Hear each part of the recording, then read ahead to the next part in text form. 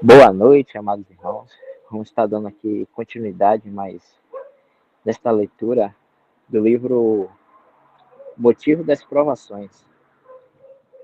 Se eu estiver errado aí, os irmãos corrijam, por favor, mas eu acho que é isso. E a gente vai estar dando continuidade aqui nesse tema aqui, a vontade trabalhando. Vou ler aqui, irmãos. O que nosso Senhor quer dizer com entrar em tentação é a vontade indo para um lugar onde nada mais do que uma vontade julgada, apoiada nele, pode ser mantida. Ou seja, a vontade entra onde o fracasso é inevitável, justamente porque é a vontade trabalhando. Então, o próprio Pedro logo provou isso. O Senhor foi aonde Pedro não podia ficar, a menos que o Senhor o houvesse chamado e o guardado por fé. Ele entrou em tentação e caiu. Ele teria suportado, se tivesse entrado por graça, obedecendo, vigiando e orando, em vez de confiar em sua própria vontade de morrer por seu mestre. Quando nosso Senhor diz, o espírito está pronto ou disposto, mas a carne é fraca, ele está olhando para a natureza no homem, e a natureza é incapaz de tal provação. Ninguém, a não ser Deus, pode sustentar e, portanto, exigiria a vontade de Deus expressa em Sua palavra para nos guiar corretamente a tal cenário de tentação, e Sua graça sustentando em fé para nos manter na tentação.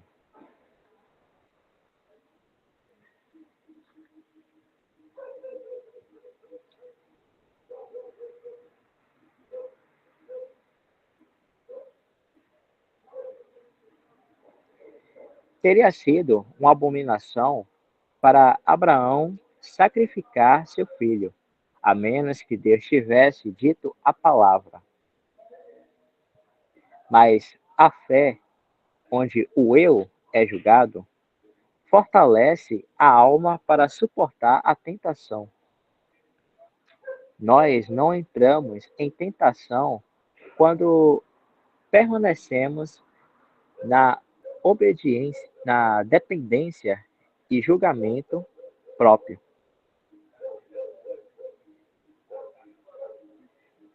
Então, quando caímos em várias tentações, consideramos ela toda como gozo. E como não entramos por nossa própria vontade, não decairemos nelas, mas pela graça a suportaremos.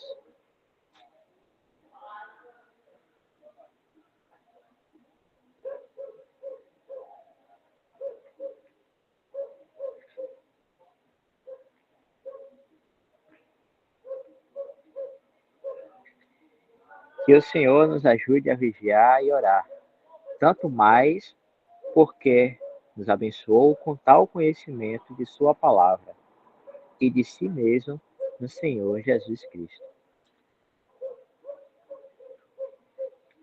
Willa Kelly.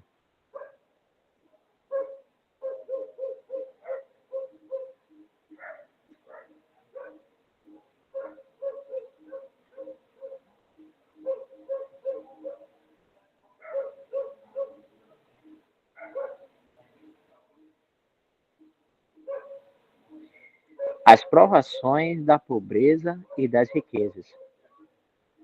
Não me deis nem a pobreza, nem a riqueza.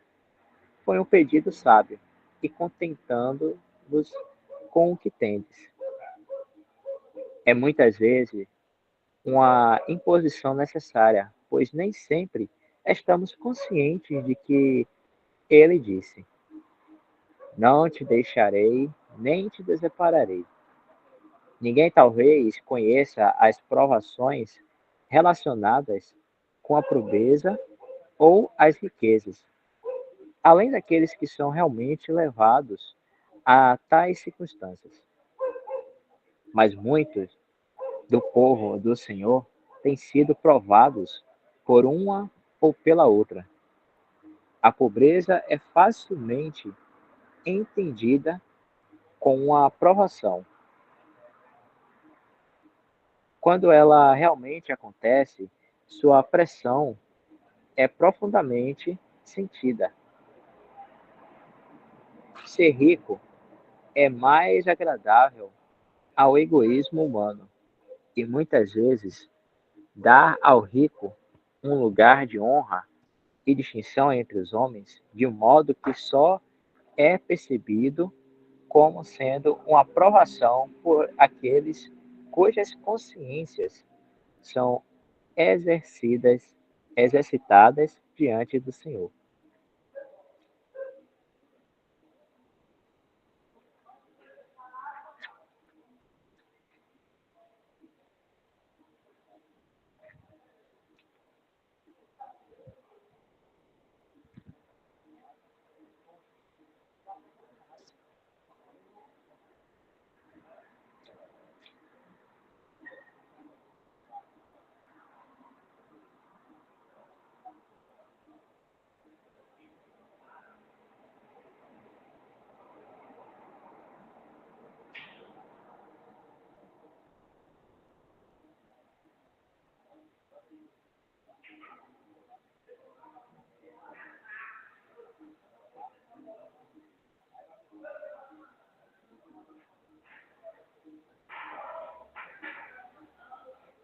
Pobreza. Na pobreza, se Deus não for o refúgio e a força, se não houver confiança nele para sustento e livramento, o coração logo se torna desanimado ou ocupado para inventar artifícios, às vezes não muito honrados, para forçar um meio de escape. Esforços, esforços desse tipo, sob tais circunstâncias, não são de modo algum incomuns. Eles podem acabar com a natureza dolorosa da provação e muitas vezes são alegadas para justificar caminhos de incredulidade. Mas a sabedoria mundana não é a sabedoria que vem de cima, nem a tática carnal é seguindo o padrão da graça e da verdade que vieram por Jesus Cristo. Os artifícios da incredulidade apenas alejam a fé e mais cedo ou mais tarde trazem desonra ao nome do Senhor. Um senso da graça de Deus em não ter poupado o seu próprio filho, mas em tê-lo entregue por todos nós. Frequentemente desperta a fé e envergonha a incredulidade. Mas quantos desonrarão o Senhor em tempos de pobreza?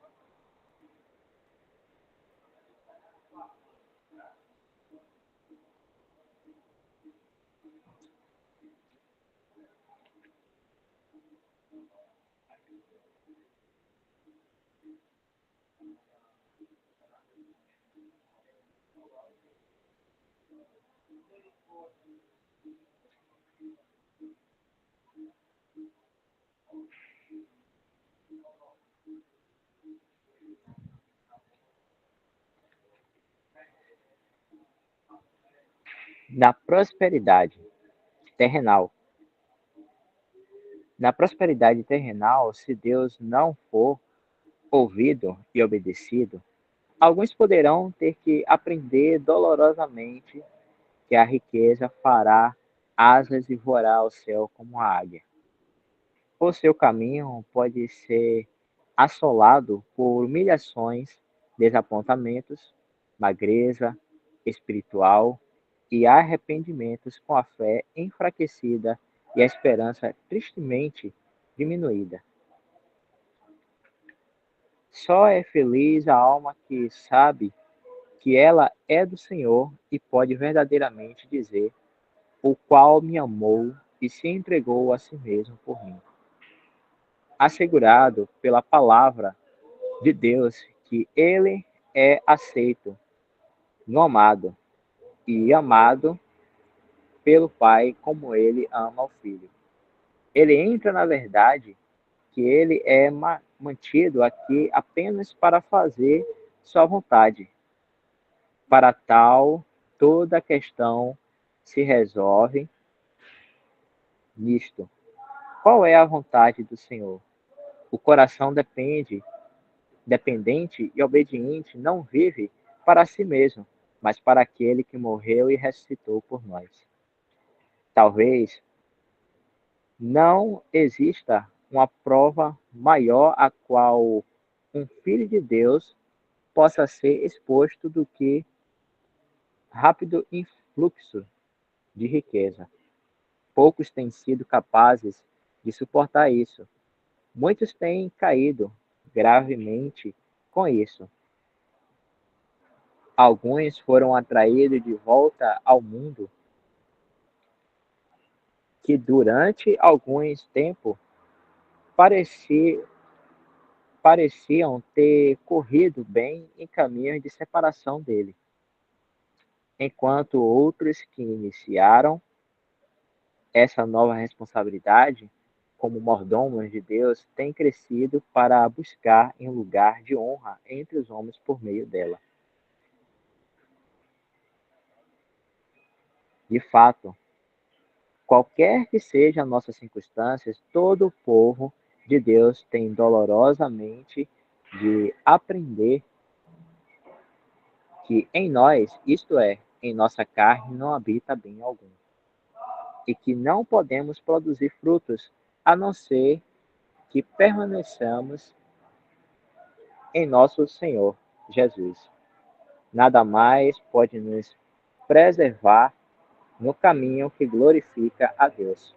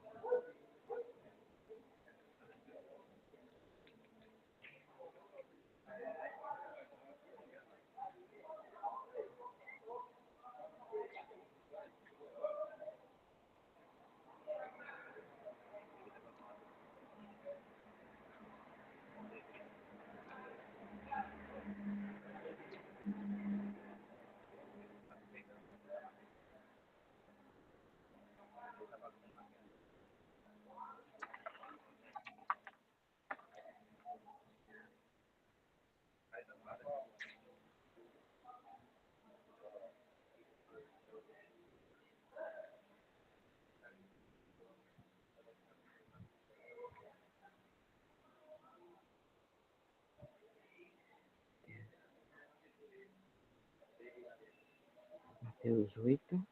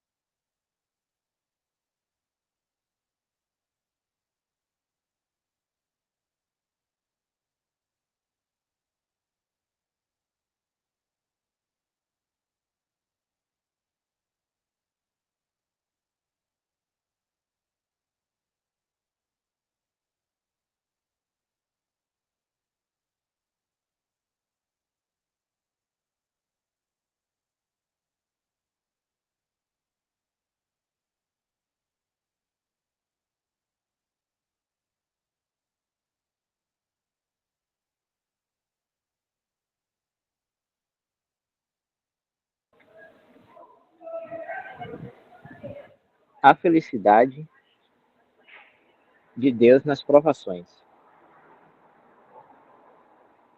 Embora as provações precisem ser sentidas, Deus promete em sua fidelidade que com cada tentação ele dará um caminho de escape para que possamos suportá-la. Ele nunca nos prova acima do que somos capazes de suportar. Embora possa parecer,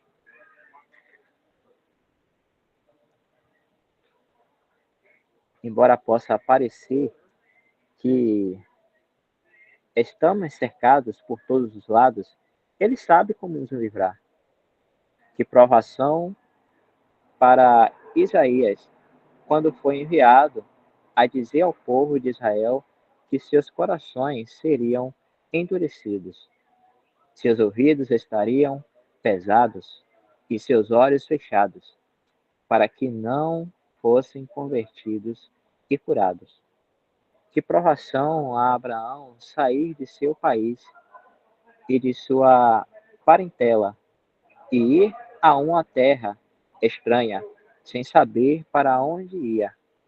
Que provação foi para Noé ser ridicularizado e considerado como um tolo enquanto construía a arca de acordo com o mandamento do Senhor, como a fé de Isaac foi provada em Jacó, como a de Jacó foi provada em José, como a de Moisés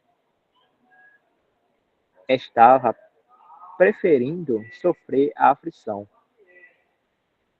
estimando o vitupério de Cristo maior do que as riquezas. Quando procuramos nos colocar na condição de cada um desses sofredores e considerar todos os sentimentos que os acompanham, como isso faz com que nossas provações nos digam: ó homem de pequena fé.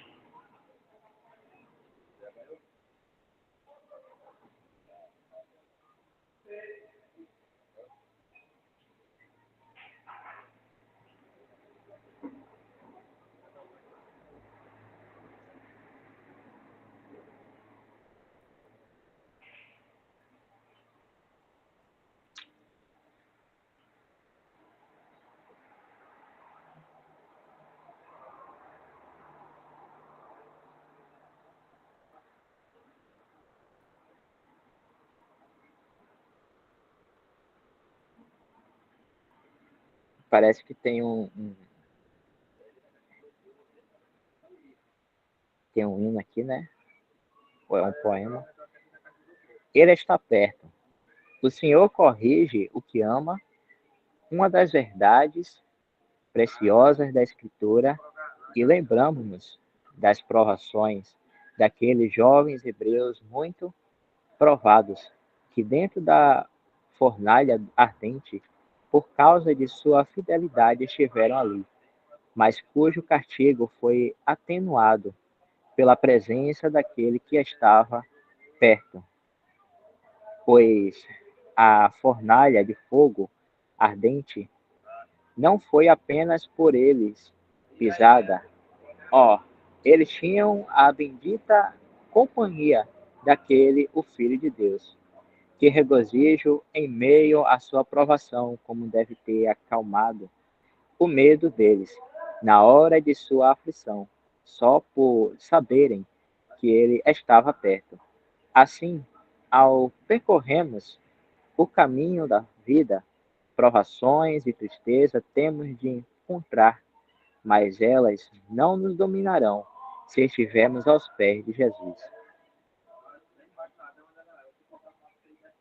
Ao alcance do seu sussurro, que cairá no som no nosso ouvido, nos lugares mais difíceis e tenebrosos, confiai e não temais, eu estou perto. Ó, as horas solitárias que passamos, mesmo que os mais próximos não possam partilhar diante dele, nosso coração se alivia Levemos a Ele a nossa dor em oração, pois Ele ama nos ouvir, ama nos confortar e animar. Em regozijo, Ele transforma a nossa dor. Como seu sussurro, eu estou perto do seu amor, Ele nos assegura, mostra-nos que a provação foi destinada apenas para nos aproximar dele. E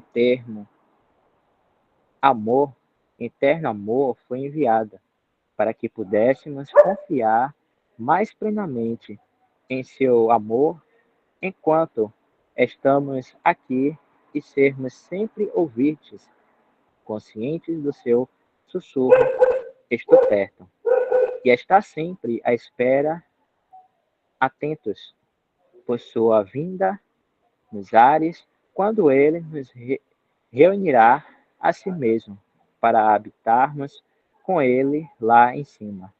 Então, em cada momento de vigília, que este pensamento anime o nosso espírito. Ele está vindo para nós. E bendita esperança, sua vida está próxima.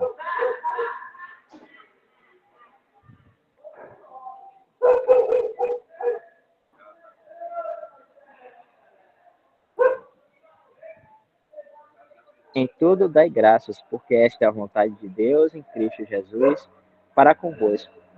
1 Tessalonicenses 5:18. Parece que o livro terminou, né, irmãos? Interessante esses últimos trechos, né, do livro, falando sobre provações, né? E são situações que a gente sabe com toda certeza, né? Todos nós temos essa capacidade, vamos dizer assim, de falhar, né, nessas provações, tanto da parte da pobreza quanto da parte da riqueza, como a gente vê ali. Por exemplo, na riqueza, né, chegar a situação de extremo, né, de ter pouca coisa, né, ter pouca coisa ali e a pessoa ficar no desespero, né. Isso é natural de um pai de família, ou mãe, ou família, né? Chegar a certas situações. No mundo a gente vê isso, né? E como ele menciona ali no texto, chega a ponto de tais pessoas, tais pessoas fazerem certas práticas, né? Que desonrariam a Deus, né? Para poder suprir suas necessidades. É uma falta de fé.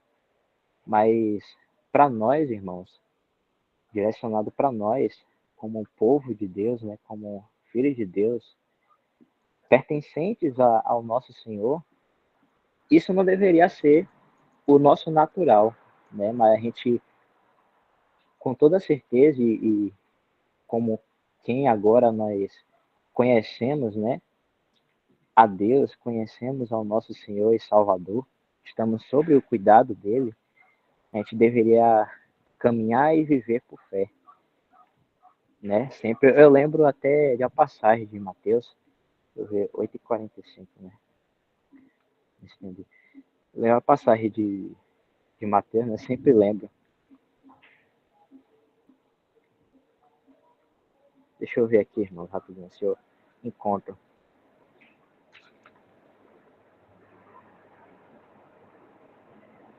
Oi. Deixa eu ver se é essa aqui.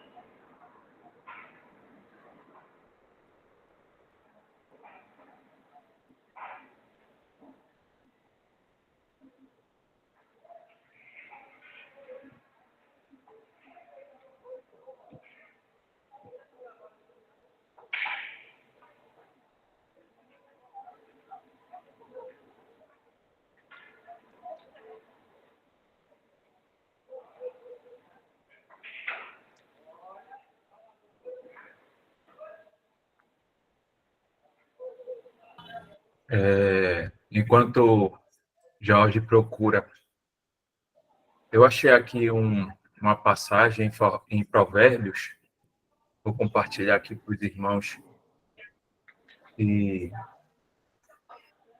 retrata muito a questão que o autor trouxe aí sobre a pobreza e, e a riqueza. Um minutinho só, irmãos.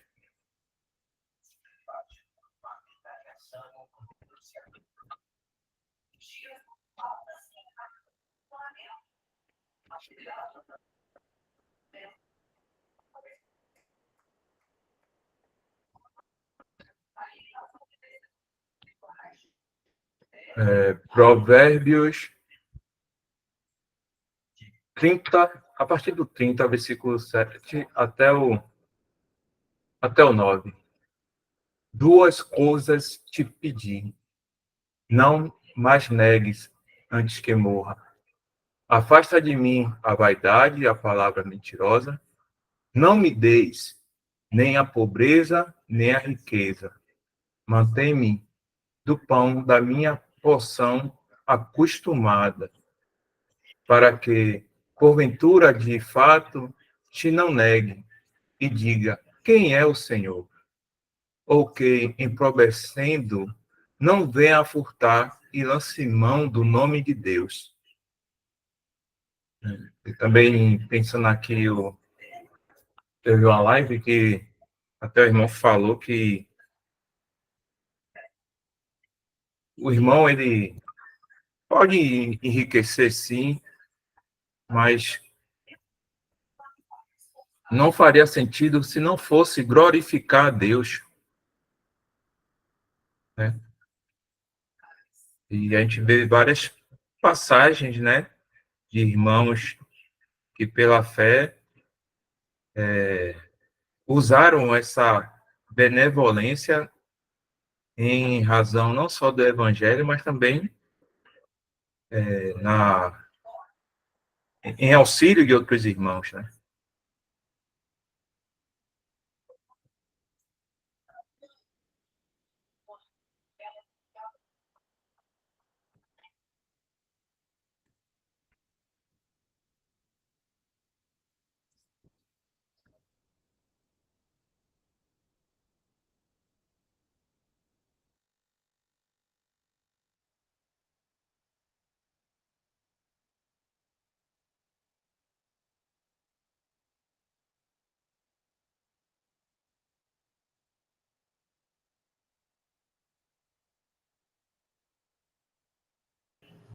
Fica à vontade, Jorge.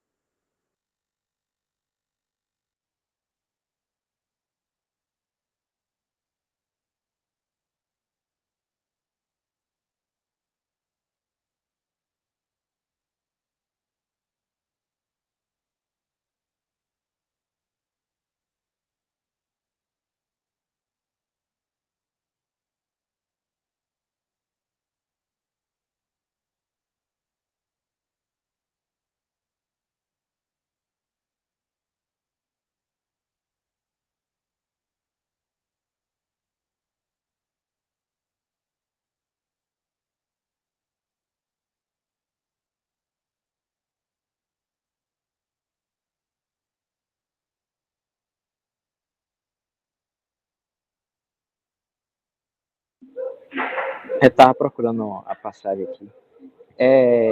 Ela está lá em Mateus capítulo 10, versículo 31.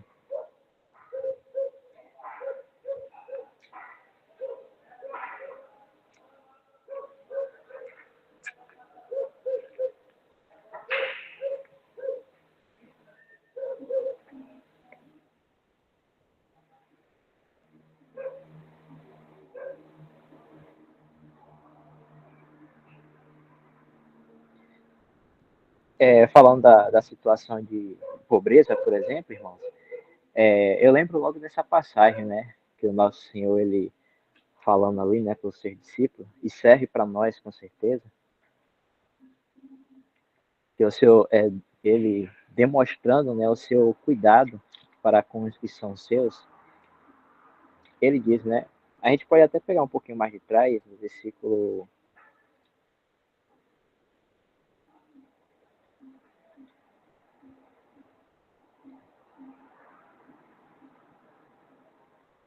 Versículo 29.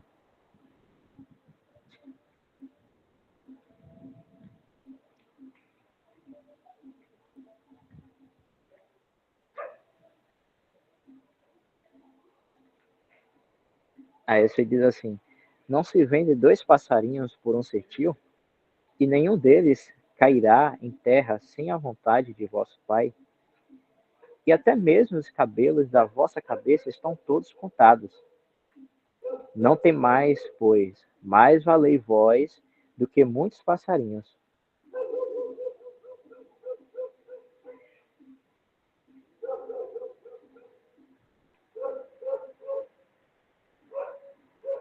Tem uma outra passagem também que fala que o Senhor os alimenta, né?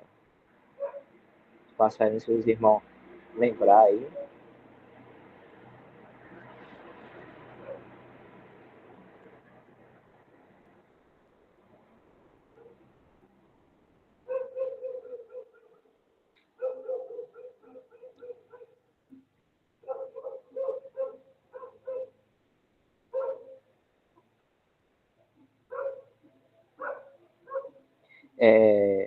É o Mateus 6:26, se eu não me engano.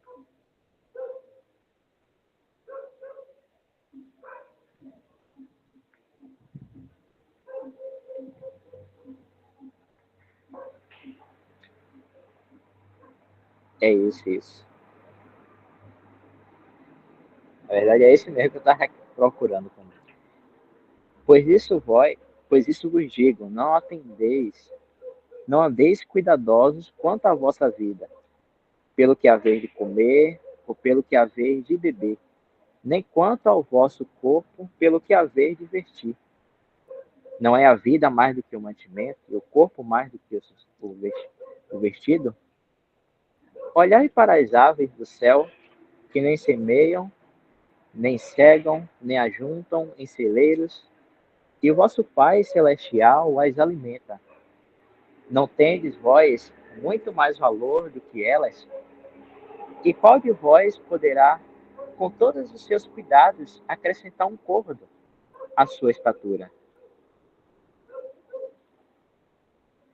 Quanto aos vestidos, por que andais solícitos?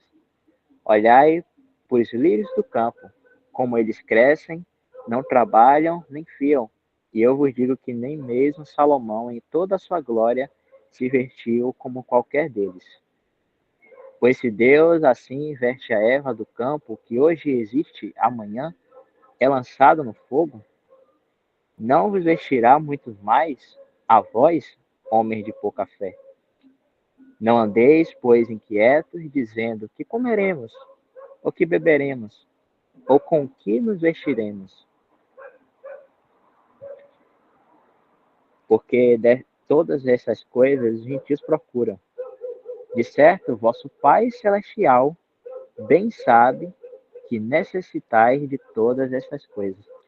Então, isso aqui é bem precioso, irmão, que traz para nós, né, esse cuidado que o Senhor tem pelos seus. Como fala aqui na própria palavra, né, a gente tem que sempre deixar isso firme em nosso coração, que quem está dizendo aqui, né, é o Senhor, é a palavra de Deus, né, é o próprio Deus falando. Então, ele tem cuidado de nós, né? Ele sabe que a gente precisa, que a gente necessita, sabe que a gente não sobrevive sem comer, sem beber, né? Sabe das nossas necessidades. Ele sabe de todas as coisas, né? Então, a nossa vida deve ser vivida com fé, principalmente para nós que somos cristãos, né? A gente deve viver por fé, tanto na situação, né, de provações de pobreza, que a gente pode chegar em situações de provações ao extremo, né, como já aconteceu no Antigo Testamento com santos, né, do Velho Testamento. E a gente pode chegar a essas situações de provações, mas devemos passar por essas situações com fé, sabendo que o Senhor vai cuidar, vai prover, né, o que é necessário para nós. E também o que traz nesse texto, né, algo interessante, é a questão do nosso foco, do nosso andar aqui na Terra, né, que sempre deve ser o Senhor. E nós não estamos aqui para viver para nós mesmos. Eu lembro até de uma passagem, né, que está em Romanos, se eu não me engano, que o Senhor fala, não vou riscar muito agora, porque vai demorar, né, e já está chegando o horário, mas que o Senhor fala, se vivemos ou se morremos, né, somos do Senhor.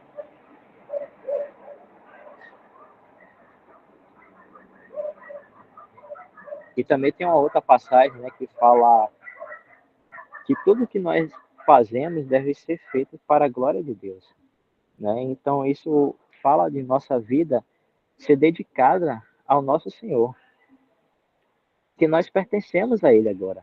Se vivemos ou se morremos, nós pertencemos a Ele agora, somos do Senhor. A gente tem que ter isso em mente. Não vivemos mais para nós mesmos. E a gente está aqui de passagem, né? O nosso foco deve ser a vinda do nosso Senhor, de estar com o nosso Senhor a qualquer momento. Não é de ter uma vida bela ou prazeres, né? Não que a gente não possa viver, né? Porque se não fosse para viver, o Senhor não deixava a gente aqui. Mas que a gente viva com foco no Senhor, né? Se a gente passar por pobreza, que a gente pense, né, o porquê que estamos passando por isso, né? Como devemos agir, né, para glorificar a Deus? Como devem ser nossas atitudes? E uma delas é a fé, né? A confiança, extrema confiança, mesmo que chegue ao extremo, termos a confiança, né, que o Senhor ele vai prover, ele vai estar cuidando, ele está vendo o que está acontecendo. E mesmo em uma situação de riqueza, por exemplo, também, que a gente viva, né, não no intuito de usufruir de tudo aquilo, mas que a gente use daquilo para a glória e honra de Deus, do Senhor, né? Porque Ele que nos deu aquilo ali. Se Ele nos deu, como o irmão falou aí agora há pouco, que Ele tem um propósito, né, de que possamos servir a Ele de alguma forma, para ajudar um irmão na obra do Senhor, ou alguma coisa, né, que o Senhor vai colocar em nossas mãos. De uma forma ou de outra, nós devemos viver para o Senhor, devemos fazer as coisas para o Senhor e não para nós mesmos, né? E devemos ter sempre esse cuidado de manter o foco no Senhor para não desviarmos, né? Não acabarmos agindo pela carne. E aí eu até lembro também, é por isso que Paulo ele diz lá naquela passagem lá de Filipenses 4, versículo, a partir do versículo 11, né?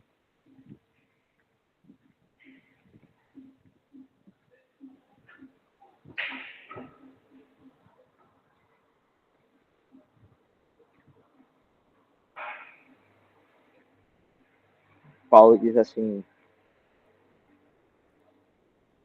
a partir do versículo 11, tá? É, não digo isto como por necessidade, porque já aprendi a contentar-me com o que tenho. Sei estar abatido e sei também ter abundância em toda maneira, e em todas as coisas estou instruído, tanto a ter fartura como a ter fome, tanto a ter abundância como a padecer necessidades. Aí vem um versículo que é bem conhecido, né? Que as pessoas tiram do contexto aqui e aplicam, né, para outras coisas. Posso todas as coisas naquele que me fortalece. Então, aqui demonstra essa, vamos dizer, esse espírito de Paulo, né, de ele saber viver de todas as formas, tanto tendo em abundância quanto tendo pouco, né? Ele vive nas duas situações. mas ele pode todas as coisas, né, naquele que fortalece. Quem é aquele que fortalece? É o Senhor. Porque isso fala do nosso caminhar, irmãos, aqui nesse mundo, não com foco em nós, no nosso bem-estar, no nosso prazer. Porque esse mundo, primeiro que esse mundo aqui não nos pertence, né? Esse mundo jaz do maligno, e o nosso lar é celestial, a gente está aqui de passagem, estamos aqui para servir ao Senhor, né? O Senhor deixou aqui com propósito para Ele, é bom entender isso, para Ele, não para nós, não para nós. Não pertencemos mais a nós, não vivemos mais para nós. Lembrando daquela passagem que nós, se vivemos, se morremos, somos do Senhor, né? Então, o nosso espírito, em nosso andar aqui na Terra, tanto vivendo em uma situação como em outra, é com foco no Senhor, e é com esse foco e fé no Senhor que a gente vai saber ter paz em todas as situações, a gente vai ter paz, né? A paz que excede todo entendimento, a gente vai ter essa paz em quaisquer situação, seja na pobreza, na riqueza, ou até a questão de saúde também, irmãos, né? E a gente vai ter essa paz e vai conseguir viver, né? Em tranquilidade. E aí a gente pode falar com Paulo, né? Podemos todas as coisas naquele que nos fortalece, que é o nosso Senhor.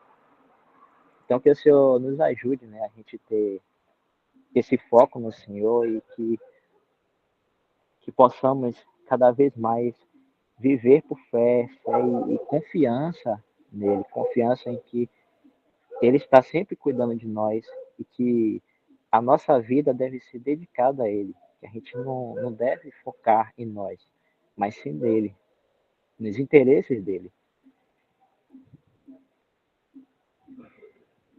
Só até aqui, irmão. Se algum irmão quiser falar alguma coisa, né? Aí, são 9h04, né? Já está no horário.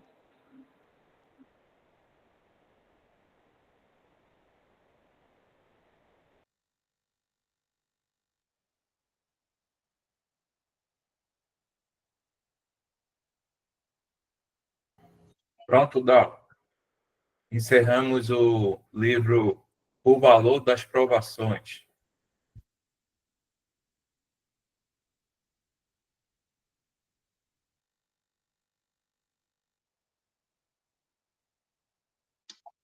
Vou tirar a gravação.